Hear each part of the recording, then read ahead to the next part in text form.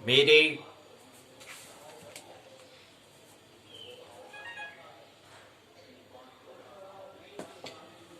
प्रिय मित्रों, आइए 27 दिसंबर 2020 भूमंजी ज्योतिष पाठशाला बीजेपी स्वाध्याय दिवस 106 मनोविज्ञान के 30वें दिवस में 28 दिवसीय ज्योतिष स्वरूप के 24वें दिवस में आइए प्रवेश करें। सबसे पहले महत्वपूर्ण सूर्योदय। सूर्योदय 7:05 7:05 में सूर्योदय होगा। यानी कि कल के समयावधि में 1 मिनट देरी में, कल 4 था 7:04 में, आज 7:05 में हुआ। अस्त होगा 17 कल 22 था, आज कल 21 था, आज 22 में होगा। 17:22 में आज अस्त होगा सूर्योदय। 7:05 से 8, 9 2 घंटा 2 मिनट हो चुका है। आइए हम भी दैनिक कार्यक्रम के अंदर आने वाला सर्वप्रथम जो मुख्य कार्य है स्वाध्याय में आइए प्रवेश करें। जानते हैं पाठशाला के 2 भाग। पहले भाग को हम पाठ्यचर्या प्रश्नोत्तर चर्चा कहते हैं, दूसरे पाठ को पाठ्यक्रम प्रश्नोत्तर चर्चा पाठ्य चर्चा हम कहते हैं। पाठों पर चर्चा हम करते हैं, जिसको पाठ्य चर्चा कहा। पहले भाग को हमने प्रश्नोत्तर चर्चा कहा, पाठ्यचर्या को, पाठ्यक्रम को पाठ्य चर्चा कहा। और ये हमारा ओल्ड जनरेशन ने जो अनुभव किया उसको समझने का प्रयास हम भाग पाठशाला के दूसरे भाग में करते हैं। और पहले भाग में जो हम अनुभव कर रहे हैं वर्तमान में उस पर बात करते हैं। जो हमारे प्रश्न होते हैं उस पर हम चर्चा करते हैं। आइए पाठशाला के पहले भाग में प्रवेश करें।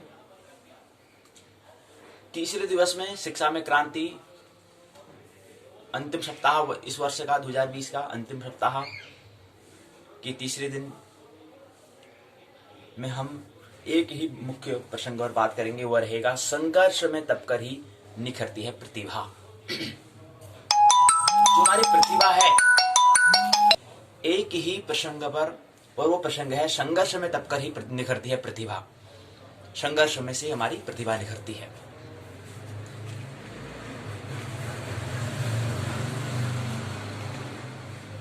संघर्ष या चुनौतियां या जूझना, चुनौतियों को स्वीकार करना, चुनौतियों को लेना।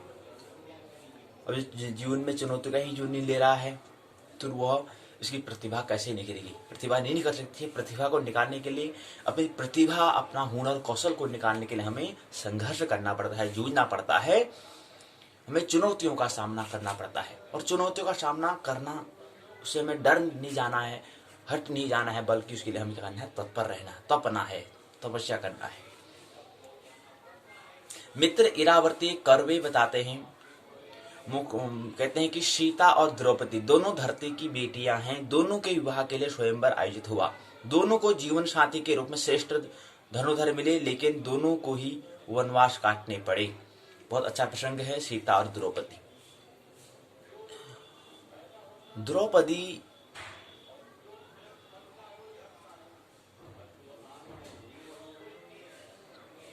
को बहुत लोग आदर सम्मान नहीं देते हैं, सीता को ज्यादा देते हैं। लेकिन काश अगर द्रौपदी को समझा होता तो कुछ और क्रांति होती।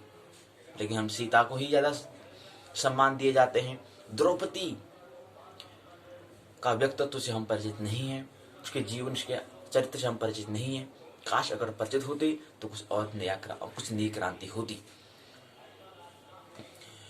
संघर्ष में तब कर ही प्रतिभा निकलती है।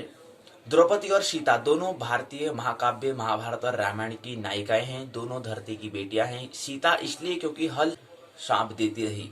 जब जंगल में भाई दुष्टदुम उनसे मिलने पहुंचे तो वह गुस्से में लाल हो गई और रोते हुए कहने लगी, मेरे साथ न पति न पिता न भाई, अगर वे होते तो मुश्किल का सामना मैं अकेले ही क्यों न करती।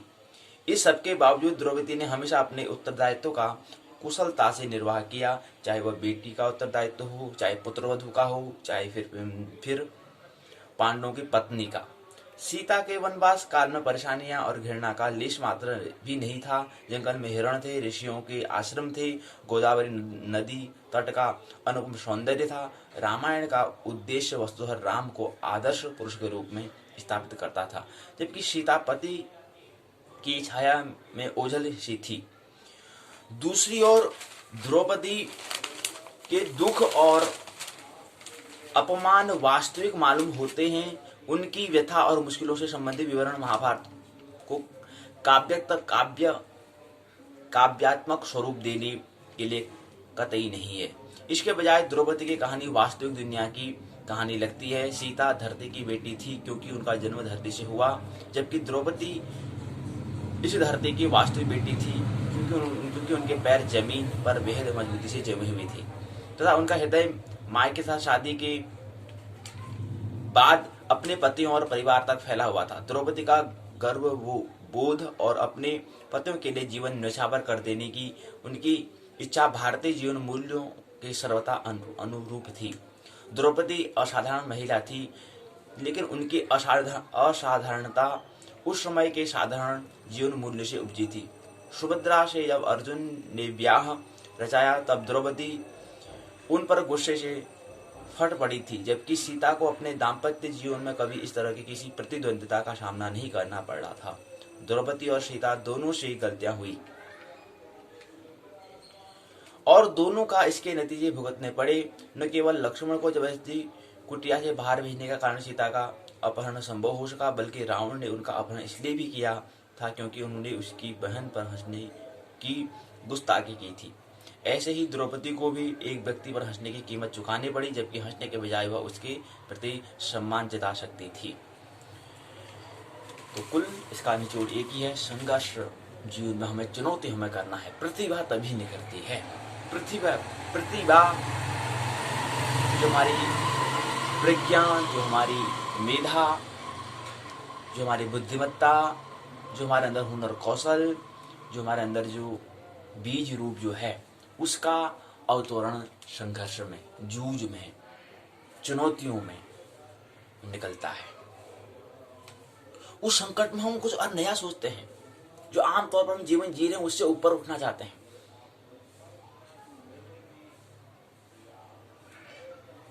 जैसे उदाहरण के लिए हम ध्यान में संकल्प का अगर प्रयोग करें, अपनी बात को हम अचेतन मन तक पहुंचाने के लिए अगर हम श्वास को और प्राणायाम करें, अगर श्वासों को अगर क्या करें, प्राणायाम करें, रोकें उसको, तो उसमें हमारा क्या होगा, प्रत्येक अंग क्या करेगा, शरीर में श्वास की मांग करेगा। अगर हम प्राणों को रोकेंगे, आने वाले और जाने वाले श्वास को अगर रोक देंगे तो हमारा पूरा शरीर क्या करेगा, मांग करेगा उसकी, क्योंकि पूरे शरीर में वायु तो है, 5 शरीर से मिलकर बना हुआ है। चेती जल पावक गगन समीरा पंच तत्व यह रचित शरीरा। ये जो पदार्थ जो हमारा पंच तत्व जो हमारा शरीर है 5 तत्वों से मिला है, तो इसमें वायु भी है, तो ये पूरे शरीर में वायु विद्यमान है। तो जैसे ही प्राणायाम करते हैं तो श्वास को रोकते तो उसमें अचेतन जो हमारे जहां तक श्वास जा रही थी, आप श्वास वहां नहीं पहुंचेगी, तो अनजान जो हमारे अपरिचित जो हमारे अंग हैं उन पर भी क्या होगा, वहां पर भी हलचल होगी, वहां पर भी उनको भी अगर सोए होंगे तो वो जागेंगे क्योंकि श्वास आप नहीं जा रही है। तो प्राणायाम का यही एक बेनिफिट, एक फायदा, एक लाभप्रद है कि उससे हम अनजान जो हमारे अंग जो हमारे जो सर्वांगीण विकास करने के लिए हमें सभी अंगों को जागृत करना अनिवार्य होता है। इसलिए प्राणायाम का अपना महत्व है। प्राणों को रोकना, रोको उसको, जितना उसको अधिक हम रोकने का प्रयास करेंगे उतनी, और उसी समय में अगर हम जो बातें अगर हम उच्चारण करेंगे तो वो हमारे अचेतन परत पर जाती है और फिर वो हमारा संकल्प बन जाता है। उसी को हम संकल्प कहते हैं, उसी को हम विल, संकल्प शक्ति, विल पावर कहते हैं। तो आज की पाठशाला में एक ही प्रसंग, संघर्ष से, जूझना से, चुनौतियों से हमें पीछे नहीं हटना है, डर नहीं जाना है। डरेंगे, स्वामी विवेकानंद की वही कहानी जो है, जब बंदर आते थे वो तो बंदर आने के लिए पीछे भागे, डर गए थे वो, तो बंदर और उसका फायदा उठा रहे थे। तो ऐसे हमें जीवन में जो चुनौतियां, संघर्ष, हमें डरना नहीं है, बिल्कुल डटना है, बिल्कुल चुनौतियों को स्वीकार करना है, उनको लेना है, उनको एक्सेप्ट करना है। नहीं तो फिर वो चुनौतियां हम पर और हावी हो जाएंगी और हमारी प्रतिभा छीर्ण होती जाएगी। जितनी थी वो भी क्षीण होती जाएगी, वो भी कम होती जाएगी।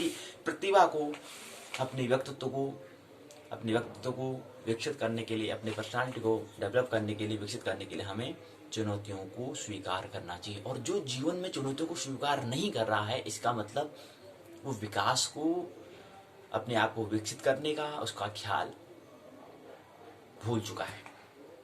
कहीं की विकसित अपने आप को, परिवर्तन अपने आप को नहीं करना चाहता। एक ही बात आज की पाठशाला में, संघर्ष, चुनौती हमें स्वीकार करनी है। अगर चुनौती नहीं है तो चुनौती फिर हमें बनानी है, हार नहीं जाना है, चुनौतियों का हम, और उसी में प्रतिभा नहीं करती। ये हमने बात आज की पाठशाला में करी। तो आइए पाठशाला के द्वितीय भाग में प्रवेश करें। पाठशाला दीर्घ नहीं होगी, संक्षिप्त पाठशाला आज करेंगे। विस्तार से पाठशाला, बड़ी पाठशाला हम नहीं करेंगे, छोटी पाठशाला होगी करीब आधे घंटे की। आइए पाठशाला के द्वितीय भाग में प्रवेश करें। द्वितीय भाग है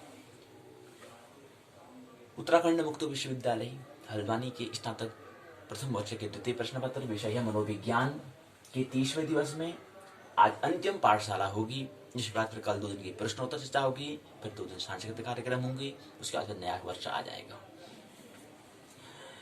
PSY 102 इसको व्यक्त करते हैं और इस पुस्तक का नाम है मनोविकृत विज्ञान साइकोपैथोलॉजी, खंड 6 के अंतिम इकाई, और इस वर्ष के भी अंतिम इकाई ये रहेगी। खंड 6 का नाम है मानसिक दुर्बलता, मेंटल रिटार्डेशन। इसके अंदर तृतीय इकाई जो है उसका नाम है, उसके अंदर हम मानसिक जो दुर्बलता है, इसके अंदर उसके प्रकार क्या है और पुनर्वास क्या है। पुनर्वास जो हमारी मानसिक दुर्बलता है, जो हमारी मानसिक जड़मति, जो हमारी जड़मति है, जड़ता है, उसको हम कैसे पुनर्वास, कैसे उसको हम सही कर सकते हैं, उसके उपचार के बारे में, उसको हम पुनर्वास कहते हैं, उसको हम रिहेबिलिटेशन कहते हैं, रिहेबिलिटेशन कहते हैं।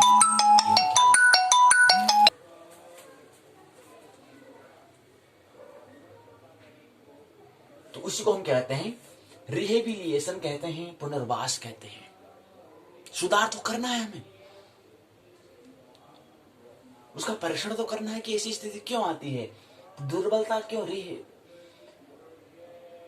रिटार्डेशन क्यों हो जाता है। तो प्रकार के बारे में, टाइप सी के बारे में और पुनर्वास के बारे में आज मुख्य 2 बिंदुओं पर बात करेंगे। पहले प्रस्तावना, दूसरा उद्देश्य, तीसरा है मापदंड कसौटियां, चौथा है वर्गीकरण बुद्धि के तल पर, मूर्ख, मूड और जड़, इन पर हम बात करेंगे। यानी कि बुद्धि के जो हम वर्गीकरण जो कर रहे हैं, दुर्बलता की जो हम बात कर रहे हैं, रिटार्डेशन की जो बात हम कर रहे हैं, जड़ता की, जड़मति की जो हम बात कर रहे हैं, उसके बुद्धि के तल पर, ब्रेन के तल पर हम 3 भागों में बात करेंगे। पहले मूर्ख किसे कहेंगे, दूसरे में मूड किसे कहेंगे, और तीसरे में जड़ किसे कहेंगे, इडियट किसे कहेंगे, इस पर हम बात करेंगे। उसके बाद 5वें चरण में आधुनिक प्रकार, आधुनिक दृष्टि से प्रकारों के बारे में बात करेंगे। 1, 2, 3, 4 बात हैं। पहले के 3 बिंदु, दूसरे के 4, तीसरे के 6, चौथे के 13 बिंदु होंगे। उसके बाद फिर दूसरा भाग, और इसी का दूसरा भाग है प्लस। इसके बाद 1, 2, 3, 4, 5, 6 भाग और हैं। पहले का कोई नहीं, दूसरा का कोई उपशाखा नहीं है, तीसरे के 2 उपशाखा हैं, चौथे के 3, पांचवें के 3, छठे के 3 उपशाखा हैं। इस हिसाब से हम 5वें खंड में आधुनिक दृष्टि प्रकार पे, यानी कि मानसिक दुर्बलता के जो प्रकार है उसको आधुनिक दृष्टि के हिसाब से हम देखने का प्रयास हम करेंगे 5वें चरण में। छठे में वर्गीकरण, 2 वर्गीकरण है, एक शिक्षा कसौटी के तल पर, दूसरा नैदानिक कसौटी के तल पर। शिक्षा के तल पर इसके भाग हैं 1, 2, 3, 4। नैदानिक कसौटी के आधार पर 1, 2, 3, 4, 5, 6, 7, 8, 9, 10, 11, 12 हैं। पहले के 7, दूसरे के 5, तीसरे के 5, चौथे के 7, पांचवें के 3, छठे के 3, सातवें के 3, 8वें का 1, 9वें का 4, 10वें का 3, 11वें का 2, 12वें का 2। तो ये 12 नैदानिक कसौटी के 12 भाग है, उसके अंतिम बिंदु पर हम बात करनी है। तो ये बात हमने करा, और उसके लिए महत्वपूर्ण हम कहते हैं कि हमने कहा कि इसका पुनर्वास जो हम कह रहे हैं, IQ को, बुद्धिमत्ता का जो अंक होता है उसका विचार हम कर लेते हैं।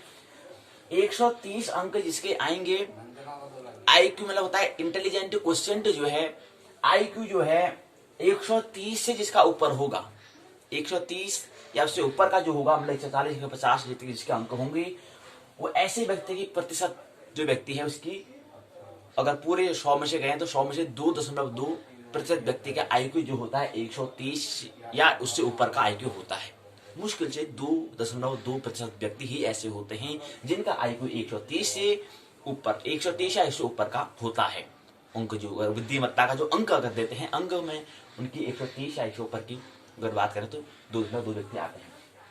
दूसरा 120 से लेकर के 129 के बीच में अगर प्रतिशत की बात करें तो 6.7% व्यक्ति ही इतने इस अंतराल में आते हैं। इतने व्यक्ति 100 में से इतने व्यक्ति मतलब 6.7 व्यक्ति। अगर कहें कि 100 में से अगर बात करें 100 में से व्यक्ति केवल 2 व्यक्ति ही क्या हैं 130 उससे ज्यादा अंक वाले 2 व्यक्ति कहलाए होंगे।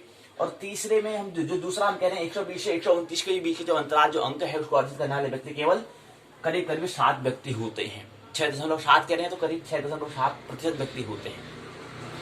अगर 100 पूरे प्रतिशत को 100 अंक अगर 100 व्यक्ति के हैं तो 100 व्यक्ति में से क्या होंगे 129 से 120 से 129 के बीच में 7 व्यक्ति करीब होंगे। 6 से 7 व्यक्ति करीब अंक अर्जित करने वाले व्यक्ति होंगे। दूसरा 110 से 119 के बीच में 16.1 करीब 16 व्यक्ति क्या होंगे 16% हम कह रहे हैं तो 16 व्यक्ति करीब उसमें क्या है अंक वाले होंगे। 90 से 109 के बीच जो अंक अर्जित करने वाले व्यक्ति हैं अगर उसके 100 अगर पूरे प्रतिशत की बात करें तो वो प्रतिशत 50% आता है। अगर 100 व्यक्तियों में अगर बात करें तो 50 व्यक्ति क्या होंगे जिनका अंक क्या होगा 90 से 109 के बीच में होगा। अगला आता है 80 से 89 के बीच में 16.1% व्यक्ति होते हैं। अगर 100 में से 100 व्यक्तियों में से मतलब 16 व्यक्ति क्या होंगे इनके अंक क्या होगा बुद्धि का जो अंक होगा वो कितना होगा 80 से 89 के बीच में होगा। और 70 से 79 के बीच में 6.7 व्यक्ति क्या होंगे प्रतिशत अर्थात अगर 100 में से ले तो 100 में से करीब 6.5 व्यक्ति क्या होंगे 70 से 79 के बीच में अंक वाले होंगे। और 69 से और उससे कम 50 40 ऐसे वाले व्यक्ति क्या हैं 2.2 व्यक्ति होते हैं। तो जैसे यहाँ पर 2.2 था फिर यहाँ भी 2.2 है, यहाँ 6.7 है तो यहाँ 6.7 है, यहाँ पर 16.1 है तो यहाँ 16.1 है। और तीसरे में जो आम तो 90 से 109 के बीच में जो व्यक्ति आम व्यक्ति होता है उनका जो बुद्धि अंक अगर उनको अंक दिया जाएगा तो 50% व्यक्ति जो होंगे उनका अंक क्या होगा 90 से 109 के बीच में होता है जो आमतौर व्यक्ति का होता है।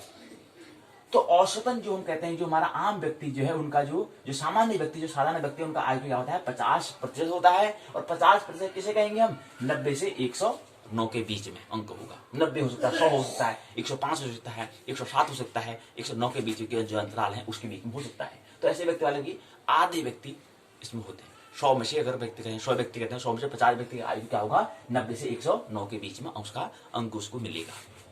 उसकी बुद्धिमत्ता का जो मापेंगे मापदंड में जिसका अंक मिलेगा तो अंक इसके अंतराल में मिलेगा।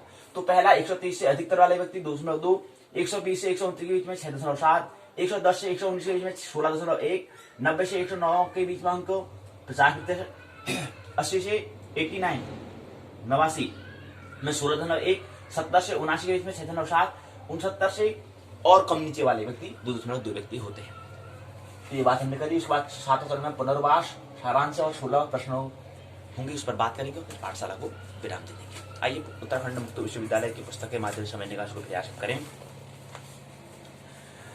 दुर्बलता प्रकार और पुनर्वास प्रस्तावना उद्देश्य मानसिक दुर्बलता की कसौटियां बुद्धि के आधार पर वर्गीकरण, मानसिक दुर्बलता के प्रकार, आधुनिक विचार शिक्षा के कसौटी के आधार पर, नैदानिक कसौटी के आधार पर वर्गीकरण, मानसिक रूप से दुर्बल व्यक्ति का पुनर्वास सारांश शब्दावली शोभन के 2 प्रश्न, संदर्भ ग्रंथ सूची निबंधात्मक प्रश्न। प्रस्तावना दी गई है। उद्देश्य 2, 2, 4, 2, 6 उद्देश्य यहाँ पर दिए गए हैं। कसौटियां क्या होती हैं 1, 2, 3, 4 कसौटियां दी गई हैं। पहले मनोवैज्ञानिक ने मानसिक दुर्बलता के अनेक प्रकार बताए हैं। कुछ कसौटियां हमने निर्धारित की, बुद्धि के आधार पर करा, समायोजन योग्य व्यवहार के आधार पर करा, नैदानिक कसौटी के आधार पर किया। बुद्धि का आधार वर्गीकरण, बुद्धि के आधार पर वर्गीकरण करा कि जो मानसिक दुर्बलता है इसका वर्गीकरण करा। इसके पहला व्यक्ति आता है मूर्ख के लिए यहाँ पर बिंदु यहाँ से बात की गई है। बुद्धि के स्तर के आधार पर मानसिक दुर्बलता को मापना, मानसिक रूप से दुर्बल व्यक्ति को कहा पर रखें अर्थात उनकी बुद्धि लब्धि आयु का स्तर क्या है। 90 से 110 की बुद्धि लब्धि को सामान्य औसत बुद्धि लब्धि माना जाता है। इंटेलिजेंट जो क्वेश्चन जो है बुद्धि लब्धि जो है वो साधारण व्यक्ति जो है 90 से 110 के बीच में होता है। हमने कहा 90 से 110 के बीच में जो बता रहे हैं 109 जो हम बता रहे हैं यहाँ पे बीच में क्या होता है, साधारण व्यक्ति होता है, 50% व्यक्ति यही होता है उनका। 50% व्यक्ति क्या है, साधारण व्यक्ति का IQ क्या होगा, 90 से 109 के बीच में होगा, 110 के बीच में बता रहे हैं, उसके बीच में होगा। औसत बुद्धि लब्धि 90 से बुद्धि लब्धि जितना ही कम होगा उसका, उसमें मानसिक दुर्बलता का स्तर उतना ही कम होगा। जितना उसका 90 से बुद्धि लब्धि जितना ही कम होगा, उसकी मानसिक दुर्बलता का स्तर भी उतना ही कम होगा। मतलब मानसिक दुर्बलता का जो स्तर है वो कम होगा। तो उसके हमने बुद्धि का आधार पहला मूर्ख, इसके लिए 1 2 3 4 5 6 बातें हमें दी गई हैं, 7 8 9 10 बातें दी गई हैं। दूसरा है बुद्धि का आधार पर पहला मूर्ख, दूसरा मूड, 1 2 3 4, उसका फिर जड़ इडियट, 1 2 3 4 5 6 7 8 9 10 बिंदु यहाँ पर दी गई हैं। इसके बाद मानसिक दुर्बलता के प्रकार आधुनिक विचार के हिसाब पर इसमें कुछ क्रम दिए गए हैं। पहला है अल्प मानसिक दुर्बलता, दूसरा साधारण मानसिक दुर्बलता, तीसरा है तीव्र मानसिक दुर्बलता। इसके कारण जो पहली जो भाग है 1 2 3 बिंदु दिए हैं, दूसरे में 1 2 3 बिंदु, तीसरे 1 2 3 4 बिंदु दिए हैं दूसरे में। तीसरा है तीव्र मानसिक दुर्बलता, 1 2 3 4 5 बिंदु, 6 बिंदु यहाँ पर दिए गए हैं। चौथा है अति गंभीर मानसिक दुर्बलता, 1 2 3 4 5 6 7 8 9 10 11 12 13 बिंदु इसमें दिए गए हैं। यहाँ पर हमें दिखा है 3 4 6 13। इसके बाद फिर यहाँ पर हमने बताया कि बुद्धि लब्धि व सामाजिक व्यवहार के आधार पर साधारण बुद्धि लब्धि का विवरण यहाँ पर दिया गया है। जो हमने यहाँ पर बताया वो यहाँ पर दिया गया है। बुद्धि लब्धि का परिसर दिया गया है, ये उनका जो अंतराल है, परिसर जो इसको दिया गया है। और ये क्या है, जनसंख्या प्रतिशत, जनसंख्या में जो व्यक्ति हैं, जनों की संख्या है, उसमें कितने प्रतिशत व्यक्ति की इस परिसर, इस अंतराल में कितने प्रतिशत व्यक्ति आते हैं, ये समझाया। दूसरा अगला एक बिंदु को बातें और हैं, मापित बुद्धि है, व्यनुकूल व्यवहार है, अप्रशिक्षणीय है। अप्रशिक्षणीय भाग तीसरा भाग है, इसके अंदर पहला है प्रशिक्षणीय, दूसरा शिक्षणीय। उसके बाद अब प्रशिक्षण और शिक्षणीय क्या होता है, एक होता है शिक्षण, एक होता है प्रशिक्षण। इसमें क्या मतलब है, क्या अंतर है इसमें? शिक्षण मतलब होता है कि बातों को दे देना, लेकिन प्रशिक्षण मतलब आप इसको दूसरे व्यक्ति को हमें देना है, कैसे देंगे उसको बताना। शिक्षण का मतलब है कि पहले जो अनुभव प्रौढ़ व्यक्ति ने जो अनुभव किया था, जो पहले जनरेशन ने अनुभव किया है, उसको दे देना, उसको ट्रांसफॉर्मेशन कर लेना, उसको हम शिक्षण कहते हैं। उसको हम शिक्षा के माध्यम से, इसको जो शिक्षा से संबंधित जो बातें चर्चा जो हो रही हैं, उसको हम शिक्षण कहेंगे, उसको हम टीचिंग कहेंगे। लेकिन ये शिक्षण अब क्या है, जो व्यक्ति को हमने शिक्षण दिया, उस व्यक्ति ने आप किसी अन्य दूसरे व्यक्ति को बताना है, तो उसको हम प्रशिक्षण हमें देना पड़ेगा। अच्छा, दूसरे व्यक्ति को देने के लिए क्या करना है, कौन सी विधि, क्या विधि, किस तरह से उसको देगा, किस तरह से दे सकता है, उन बातों को ख्याल रखते हुए उसको जो दो, उसको फिर हम ऐसा शिक्षण जो देंगे, उसको हम प्रशिक्षण कहेंगे। अब उसने अपनी पास ही नहीं रखना है, उसको और आगे बढ़ाना है, उसको आगे और ट्रांसफॉर्मेशन करना है, आगे नई पीढ़ी को और देना है, तो उसको हम प्रशिक्षण और इसको शिक्षण। उसी व्यक्ति जो पहले व्यक्ति को बताया उसके लिए शिक्षण हो जाएगा, और जो दूसरा व्यक्ति, जो पहले व्यक्ति ने दूसरे व्यक्ति को बताया, अब दूसरा तीसरे को जो बताएगा, तो तीसरा वाला व्यक्ति को फिर जो पहला व्यक्ति जो बता रहा है कि तीसरे को कैसे देना है, तो वो तीसरे को जो बताने का जो उपाय है, उस उपाय का नाम है प्रशिक्षण। और जो पहला बताया, पहले ने दूसरे व्यक्ति जो बताया वो शिक्षण है, जो उसने अनुभव किया था, जो प्रौढ़ जनरेशन ने जो अनुभव किया था, जो उसने अनुभूति की थी, जो उसने समझ जो थी, उसको साझा कर दिया, वो शिक्षण। और वो इसका फिर उसने तीसरे व्यक्ति को जो करेगा, तो वो प्रशिक्षण कहलाएगा। उसके लिए जो पहला व्यक्ति दूसरे व्यक्ति को जो देगा, साधन जो बताएगा कैसे देना, उसको हम प्रशिक्षण कहेंगे। तो इसका अगला आता है अमेरिकी मनोरोग संबंधी संधि के अनुसार है, 3 बिंदु यहाँ पर दिए गए हैं। विश्व स्वास्थ्य संगठन के अनुसार 1 2 3 बिंदु यहाँ पर दिए गए हैं। फिर टेड गोल्डर मानसिक दुर्बलता के अनुसार क्या है, प्राथमिक मानसिक दुर्बलता, गौण मानसिक दुर्बलता और विकारात्मक मानसिक दुर्बलता दिया है। शिक्षा के कसौटी के आधार पर 1 2 3 4 बिंदु यहाँ पर दिए गए हैं।